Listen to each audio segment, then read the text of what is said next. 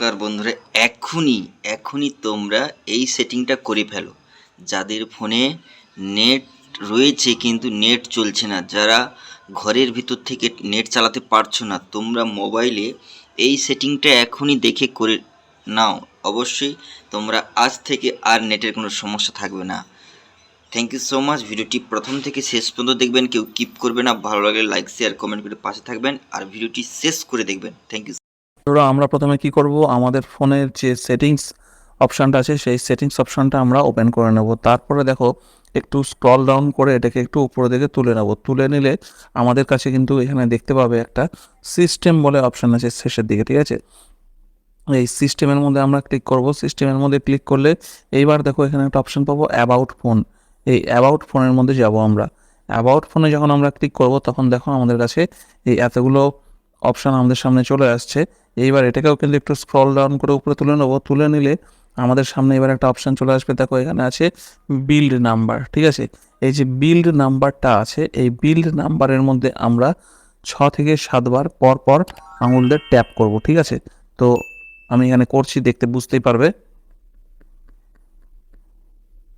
দেখো 7 বার ট্যাপ করলাম, এখানে লেখা দেখাচ্ছে you R now A developer. মানে কি, আমরা কিন্তু আমাদের ফোনের এই ডেভেলপার অপশানটাকে কিন্তু এনাবেল করলাম বা অন করলাম, ঠিক আছে। আমাদের ফোনের কিন্তু ডেভেলপার অপশানটা সবসময় অফ থাকে। এই ডেভেলপার অপশানটাকে আমরা এবার এনাবেল করে দিয়েছি। এনাবেল করে দেওয়ার পরে আমরা কিন্তু এবার এখান থেকে ব্যাক করব। ব্যাক করলে দেখো এইখানে আমরা একটা অপশান পেয়ে যাচ্ছি, ডেভেলপার অপশানস, ঠিক আছে। এই ডেভেলপার অপশানসটা কিন্তু আগে ছিল না, ঠিক আছে। অ্যাবাউট ফোনে গিয়ে কিন্তু বিল্ড নাম্বারে গিয়ে আমরা পরপর 6 থেকে 7 বার যখন ট্যাপ করব তখন কিন্তু দেখতে পাবে এই ডেভেলপার অপশানসটা অন হয়ে যাচ্ছে। এইবার কি করব, এই ডেভেলপার অপশানসটা আমরা ওপেন করব। আর একটা কথা বলে দিই, তোমাদের বিভিন্ন কোম্পানির বিভিন্ন ফোনে কিন্তু এই ডেভেলপার অপশানসটা বিভিন্ন জায়গায় থাকতে পারে। কারো কারো ফোনে কিন্তু অ্যাডিশনাল সেটিংস বলে কোথায় ডেভেলপার অপশানসটা অ্যাক্টিভ হচ্ছে বা অন হচ্ছে খুঁজে না পেলে ডাইরেক্ট সার্চে যাবে। ধরো এরকম ব্যাক করলে সেটিংসের উপরে যে মেন সার্চ বক্সটা আছে এখানে যাবে, গিয়ে এখানে ডেভেলপার অপশানস লিখে সার্চ করলে কিন্তু যেখানেই যার ভেতরেই থাক তোমাদের সামনে কিন্তু ডেভেলপার অপশানসটা চলে আসবে, ঠিক আছে। তো আমরা এই ডেভেলপার অপশানসটা ওপেন করব। ওপেন করার পরে এইবার দেখো আমাদের সামনে কিন্তু অনেকগুলো অপশানস চলে এসছে। এইখান থেকে আমাদেরকে যে গুরুত্বপূর্ণ অপশানটাকে অন করতে হবে, যেটা অন করলে আমাদের ঘরের ভেতরেও বাড়ির ভেতরেও কিন্তু ইন্টারনেট ঠিক বাইরের মতোই হাই স্পিডে চলবে। সেটার জন্য কি করতে হবে দেখো।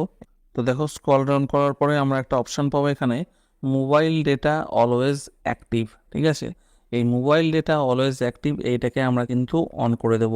কেন অন করব, এখানে কি লেখা আছে নিচে দেখো, always keep mobile data active even when wifi is active for fast network switching.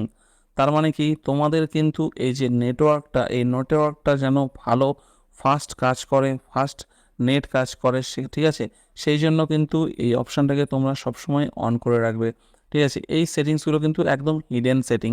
এই সেটিংগুলো তোমরা কিন্তু ফোনের মধ্যে নর্মালি কিন্তু কখনোই খুঁজে পাবে না। সেই জন্য এই সেটিংসগুলো কিন্তু তোমরা কখনো জানতেও পারবে না যে ফোনের মধ্যে আছে। এই গুরুত্বপূর্ণ সেটিংসগুলো কিন্তু তোমাদেরকে এই ডেভেলপার অপশানের ভেতর থেকেই বের করে কিন্তু সেট করে নিতে হবে। সেট করলে কিন্তু তোমাদের ফোনেও কিন্তু বাইরে যেরকম হাই স্পিড ইন্টারনেট কাজ করে, বাড়ির ভেতরে আসলেও কিন্তু ঠিক একইভাবে ইন্টারনেট কাজ করবে। তোমরা ইউটিউবে ভিডিও দেখতে পারবে, যে কোনো কিছু ব্রাউজ করতে পারবে, ঠিক আছে। কোনো কিছুতে তোমাদেরকে আর এরকম লোডিংয়ের সমস্যা থাকবে না। তো 1 নম্বর এটা হয়ে গেল। এবার আমরা ব্যাক করে চলে আসি, আমাদের এখানকার কাজ কমপ্লিট হয়েছে। ব্যাক করে আমরা যখন মেন এই সেটিংসের মধ্যে চলে আসব, এইবার দেখো 2 নম্বর সেটিংসটা কি আমাদেরকে অন করতে হবে, সেটা কিন্তু খুব গুরুত্বপূর্ণ। দুটোই কিন্তু একে অপরের সঙ্গে লিঙ্ক করা, ঠিক আছে। একটা করবে একটা করবে না, এরকম করলে কিন্তু হবে না। সেই জন্য গোটা ভিডিওটা এবং গোটা প্রসেসটা কিন্তু খুব মনোযোগ দিয়ে তোমাদেরকে দেখতে হবে। এইবার আমাদেরকে আসতে হবে একটা অপশানে। দেখো আমাদের এই ফোনের মধ্যে এখানে একটা অপশানস আছে কানেকশানস, ঠিক আছে।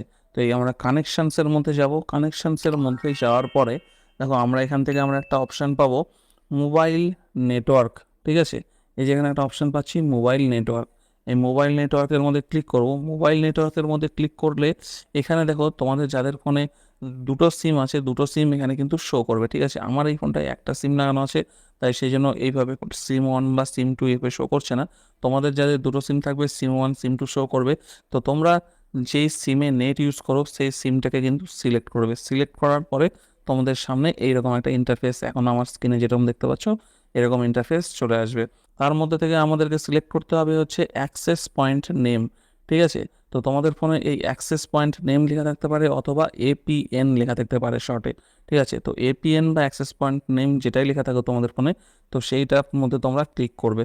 ক্লিক করলে তার মধ্যে ঢুকে যাবে। এইবার যেই কোম্পানির সিম তোমরা ইউজ করো সেই কোম্পানির নামটা কিন্তু এখানে এইভাবে দেখতে পারবে, ঠিক আছে। কারো এয়ারটেল, জিও, ভোডাফোন, বিএসএনএল, গ্রামীণ ফোন, भाई आपकी गाड़ी गिर गई। थैंक यू भाई।